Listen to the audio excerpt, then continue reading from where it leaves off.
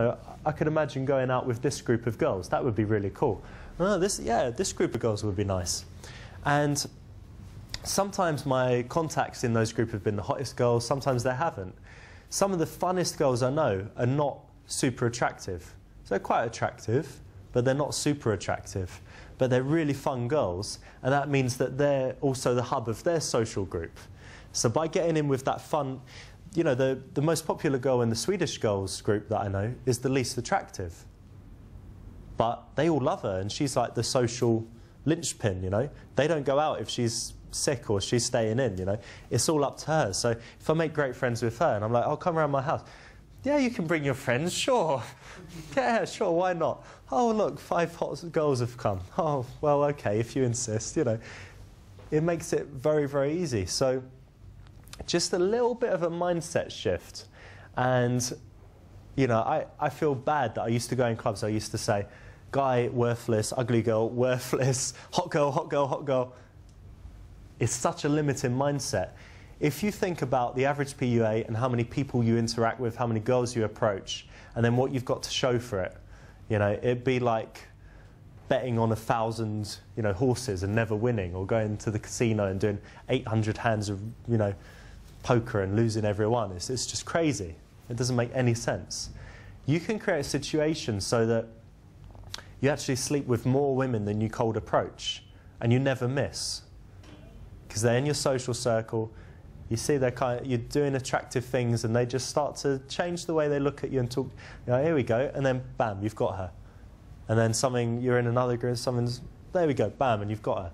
And you don't ever have to be in this situation where you're like, right, I'm going to do my 10 approaches.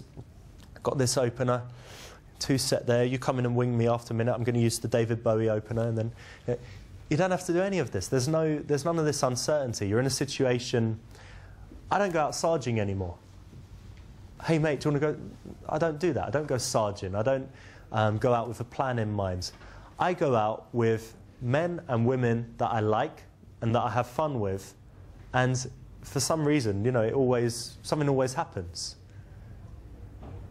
Pretty much every time I go out, girls will be back at the house. I'll be at some after or some girl will be interested, or something will happen, and I don't have to force it.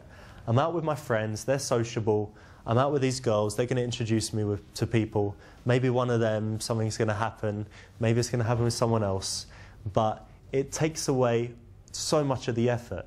So it makes it much more guaranteed, and you're having fun in the whole process. No one's really having fun when they're going out sergeant. It's like work. You know, you're like, right, it's work time. Get my uniform on, my peacocking gear. You kind of go out, and it's like being in the army, isn't it? It's like, all right, come on, in that set, let's go, come on. Being ordered around, and you're going to do it, and you're going to push yourself. Just 2 more, come on. And it's like doing push-ups or something, going in the gym. It's huge effort, and your social life shouldn't be like that. So take way down do the work intelligently. Do it so that, you know, if you went out with me on a Friday night, I would introduce you to women. It's just the way it would be. If I liked you and you were a cool guy, I'd introduce you and say, I like him and he's a cool guy. And I'd put it in such a way that she'd be into you. And you'd be in a situation where you just have to not blow it. Nice situation to be in.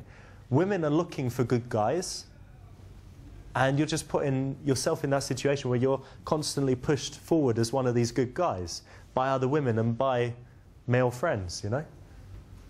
You're going to be constantly pushed into that situation. So female friends, easy to make. You wouldn't believe how easy. You can offer them so much. So go in with that confidence. Think about all of the things you have to offer them. And once you've got them, the game kind of takes care of itself. You can create the social circle that you want. This girl recently invited me on holiday with her and her 5 model friends. And I was like, so it's just you girls? And she said, yeah. I was like, so it's cool if I come? Yeah, of course, please come.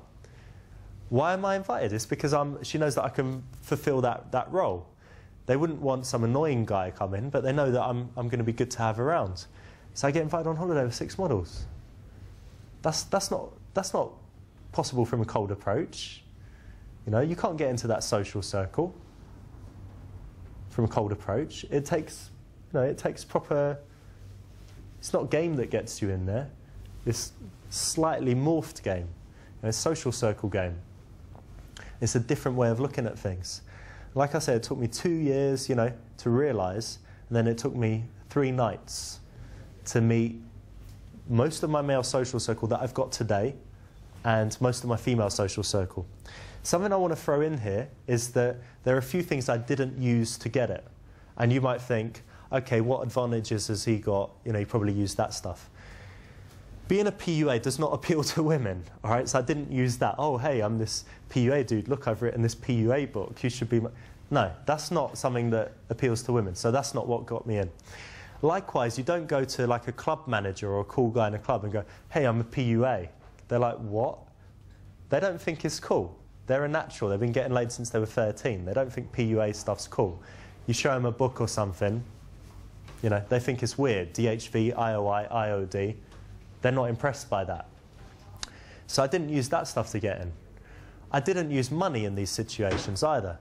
When I go to a bar, I don't spend money. I don't buy loads of drinks. I don't get, you know, I don't have a Lamborghini. I've got nothing that would get me in from that perspective either. So I was not using any tool that you guys couldn't use.